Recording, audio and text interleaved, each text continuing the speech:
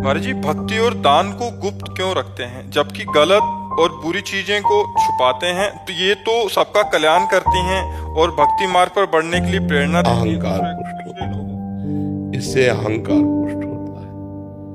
गलत चीजों को शास्त्र कहता छुपाओ मत, प्रकाशित कर दो। जिससे जैसे मान लो आपने कोई गलत किया, आपका मन भयभीत हो जाएगा। देखो ना, मन नहीं चाहेगा कि पाप की बात कहीं समाज में आवे। जहां अगर कोई आने के तो आप कसम खा जाएंगे, नहीं हम आपसे कहें आप बेविचारी हो तो आप कसम खा जाओगे कि नहीं, क्योंकि समाज में बेइज्जती होगी ना, यार इतना गंदा आदमी।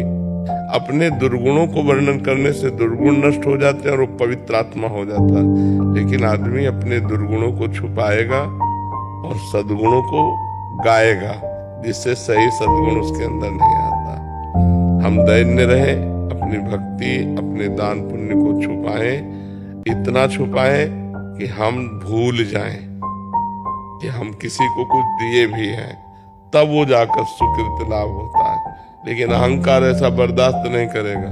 वो चाहेगा माइक में खड़े होकर हमारा पूरा पता सहित वर्णन किया है। इससे अहंकार पुष्ट होता है। अहंकार पुष्ट होने से नष्ट हो जाता है, उसका पुण्य भी नष्ट हो जाता है, जीव पतित हो जाता है। तो ये जो अहंकार पुष्टता है, ये जीव को सच्चा दान का फल नहीं ले पाता, सच्ची भक्ति तक नहीं पहुंच पाता। इसीलिए इसको छुपाने की बात कही गई। आप समझ पा रहे हैं?